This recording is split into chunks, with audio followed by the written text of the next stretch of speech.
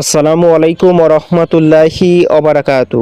মুসলমান মাত্রই জানে যে ইয়াজুজ মাজুজ একটি বর্বর জাতি, যাদের অনিষ্ট থেকে সভ্য মানুষদের রক্ষার্থে জুলকারনাইন বাদশাহ শক্ত পাঁচিল তুলে দিয়েছিলেন।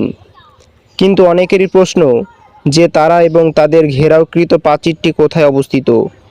এর জবাবের প্রথমেই জেনে নিই এ বিষয়ে কোরআনে কারিমে কি এসেছে। আল্লাহ তাআলা বলেন, অবশেষে যখন সেই বাদশাহ জুলকারনাইন পথ চলতে চলতে দুই পর্বতের মধ্যবর্তী ভূখণ্ডে পৌঁছাইল, সেখানে এমন এক জাতিকে দেখতে পেল যারা তার কথা সুস্পষ্ট বুঝতে পারছিল না। তারা বলল, হে জুলকারনাইন, নিশ্চয় ইয়াজুজ মাজুজ জমিনে অশান্তি সৃষ্টি করেছে, তাই আমরা কি আপনাকে কিছু খরচ দেব যাতে আপনি আমাদের এবং তাদের মাঝে একটি প্রাচীর নির্মাণ করে দেবেন। সে বলল, আমার রব আমাকে যে সামর্থ্য দিয়েছেন সেটি উত্তম। অতএব তোমরা আমাকে শ্রম দিয়ে সাহায্য করো, আমি তোমাদের এবং তাদের মাঝখানে একটি সুদৃঢ় প্রাচীর নির্মাণ করে দেব। তোমরা আমাকে লোহার পাত এনে দাও। অতঃপর যখন সে তা আগুনে পরিণত করল, তখন বলল, তোমরা আমাকে কিছু তামা দাও, আমি তা এর উপর ঢেলে দিই।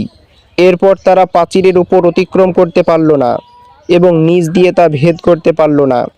সে বলল, এটা আমার রবের অনুগ্রহ। অতঃপর যখন আমার রব ওয়াদাকৃত সময় আসবে, তখন তিনি তা মাটির সঙ্গে মিশিয়ে দেবেন। অবশেষে যখন ইয়াজুজ মাজুজকে মুক্তি দেওয়া হবে আর তারা প্রতিটি উঁচু ভূমি হতে ছুটে আসবে। ইয়াজুজ মাজুজের অবস্থান স্থলাভিষিক্ত। কোরআন এবং হাদিসে ইয়াজুজ মাজুজের সুনির্দিষ্ট অবস্থান সুস্পষ্ট রূপে বলা হয়নি, যদিও কোরআনে কারিমে ইঙ্গিত তা পৃথিবীর উত্তর অঞ্চলে হওয়া বোঝা যায়। তবে স্বাভাবিকভাবে তা জানার কৌতূহল সবার অন্তরে জাগ্রত হয়, বিধায় অনেক তফসিরবিদ, ঐতিহাসিক এবং ভূগোলবিদ তা উদ্ঘাটনের জন্য চেষ্টা এবং গবেষণা করেছেন, কিন্তু অবশেষে নিশ্চিত কোনো সিদ্ধান্তে পৌঁছাতে পারেননি, বিধায় এ বিষয়ে মতনৈকট্য দেখা গিয়েছে। অনেক তফসিরবিদ বলেছেন, তাবারি এবং কুর্তুবী প্রমুখ বর্ণনা করেন যে তারা তুর্কিদের অন্তর্ভুক্ত একটি জাতি, যাদের অবস্থান স্থল হল আর্মেনিয়া এবং আজারবাইজানের কাছাকাছি অঞ্চলে। কেউ কেউ বলেন তাদের অবস্থান হলো চীনের উত্তরে, আবার কেউ বলেন ককেশাস পর্বতমালার আশপাশে কোথাও অবস্থিত। আল্লামা হিফজুর রহমান সিউহারবি রহমতুল্লাহি আলাইহি লেখেন যে ইয়াজুজ মাজুজের দৈরাত্য বিশাল ভূখণ্ডব্যাপী বিস্তৃত ছিল।